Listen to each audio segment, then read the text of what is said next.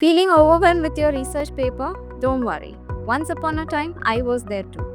In today's video, I will walk you through a clear, practical, and beginner friendly approach to draft a structured, scholarly, and publication ready article.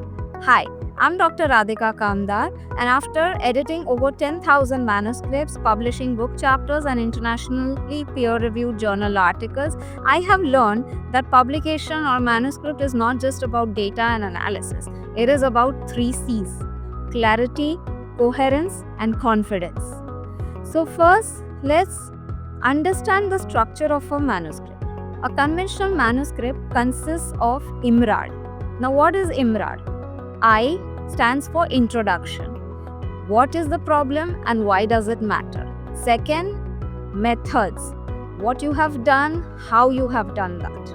Third, results or R, which means analysis of data and the meaning of all that you have got. Fourth, discussion. That means understanding the data in relevance to the literature and filling in any knowledge gaps and its future implications. So these are the 4 main pillars of any manuscript. Now, other than that, we may also have sections like abstract, title, keywords, acknowledgements, declarations, and the most important, references.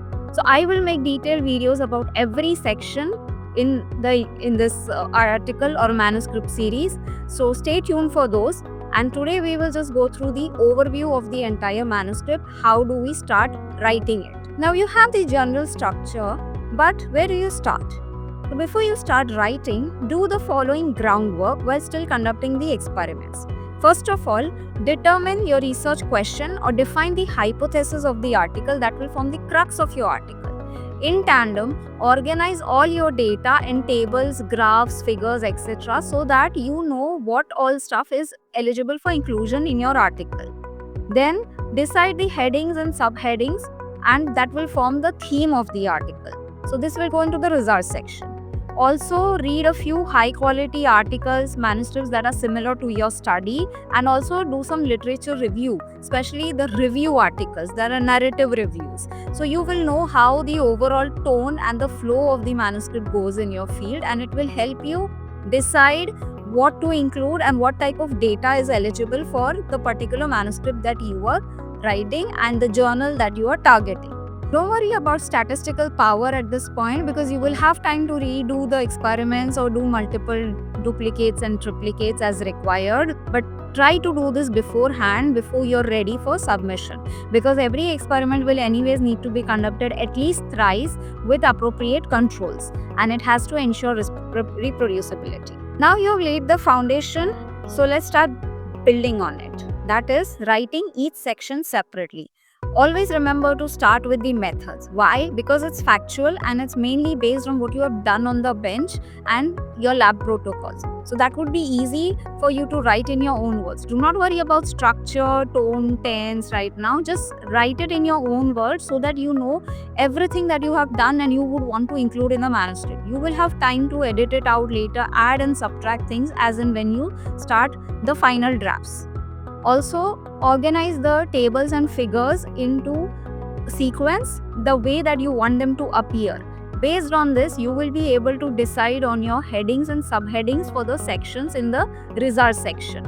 So you will also be able to decide whether certain data will have to be merged together in one panel in one particular figure. For example, figure 1 has A, B, C, D, or whether you want the A, B, C, D to be as figure 1, figure 2, figure 3, figure 4. So you will be able to collate and understand the flow of the entire story that your manuscript will tell, because every manuscript is not just a piece of description of your data. It has to be a flow of entire story, and that's what will make it a coherent structure. Then focus on the results part, because this will be based on the interpretation of your data, of all the figures and tables that you have included, and so it will be easier for you to describe that data in the results section. Do not worry about structure or coherence at this stage, and do not worry about anything else. Just focus on interpreting that data into a proper results format. You will have plenty of time and ample opportunities to refine and fine tune your sections and your manuscripts, because this is just the first draft and there will be several more drafts before you're finally ready for submission. So do not worry about that. Just start formulating the entire story in a flow that is in your head, the way you want to say it, without worrying about the language. Just use your own words. After this comes the discussion part. And yes, I know it's the hardest part of the manuscript, because once you're done with discussion, your manuscript is pretty much ready. So how would you start drafting a discussion? Discussion is where you will interpret your findings. You will elaborate on all the data that you have described in the results section. Now, when I say elaborate, you will have to correlate them with the literature that is available in the field. You will have to describe the implications of your findings, future directions, what knowledge gaps that you have addressed in the field, and what would be the future directions or perspective, your personal perspective on the findings that you are presenting in this manuscript. Also remember to include any limitations that you might have encountered, any challenges you might have faced while doing the particular study. So all this will form a part of discussion, and yes, I will make detailed videos about every section and tell you how exactly to structure the entire flow. Today I'm just giving a general overview so you have an idea about what each section is and why is it important. The final is conclusion, and conclusion is usually separate, or it could also be a part of discussion section as a last paragraph, which it depends on the target journal that you are going to submit to. So conclusion is very short, crisper, and it would only contain a summary of your results and your findings with a sentence about your future directives and implications of the current findings. That's it. Finally, these things are ready. So now you have your introduction, that is the only remaining part.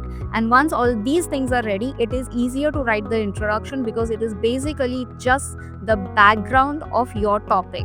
You already have your data, you have your findings, you have interpreted them and correlated them with the field. So how hard can an introduction be? Just read through a few review papers, use the manuscripts that are closest to your topic of research and form a background, finding the gaps that are there in the field, and those will be the ones that you have already defined as your hypothesis, and these will form your introduction. That's about it. Just define your hypothesis and your objective after the background. That's all. Introduction is short. You do not need to give an overview of the entire literature in the field. Now, after all this is done, comes the most important part, that is abstract. Now, usually abstracts are around 200 to 250 words for most journals. But some journals like Nature might also have about 150 words, limit to 150 words, or some journals might even allow you to go until 300 words. So that totally depends on the target journal that you are aiming to submit it to. So after you have the entire manuscript ready, abstract is nothing but a shorter, crisper version of your entire manuscript. It will consist of a very brief background in a couple of sentences, the methods and your findings, and use only the highlight the most important or the prime findings from the manuscript in the abstract. Do not need to list out every single result in the abstract. And finally, the conclusion, that is pretty much a replica of what you have written in the main manuscript. That's it. Now, also remember to include keywords, irrespective of whether the journal has mandated or not. If the journal says, then of course you have to add it. So try to include 4 to 6 keywords. Some journals might limit these numbers to 3 keywords, but you have to always check the journal's stipulations. If not, then always remember to use 4 to 6 keywords. That's the max permissible by most journals. Now, after all this is done, you have to focus on the title. Just like how you clicked through this video based on my thumbnail and the title on the thumbnail. So it's the same thing for any article.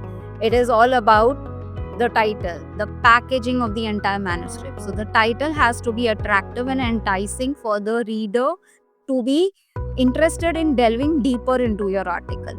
So this would mean that your title has to be short, crisp, precise, very concise, but it has to summarize the crux of the study, the prime finding, the highlight of your study. And typically any title would be between 12 to 15 words, but some journals might have shorter or longer. Some journals might also have a main title and a running title. So I will describe all those details in subsequent videos, so stay tuned for that. But for now, this is the main structure of an entire manuscript. Also, always remember to gain permissions from ethical review committees or boards for all of the experiments that you would be including in your manuscript, and this you should do simultaneously while conducting your study. Do not wait until the submission day. So now your first draft is ready. So the next few drafts between you, your colleagues and your mentor will be back and forth. It will be fine-tuning and polishing the manuscript and making it publication ready. Always remember to do a final proofread. Follow all the guidelines for formatting in the journal specifications and get ready for submission after all this is done.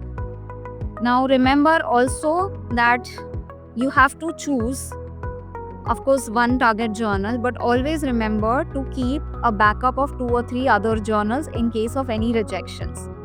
Make sure you have chosen the right journal according to their scope and that fits best to your manuscript. Once you have submitted, be ready for reviews, comments and revisions, because that is part of the publication process.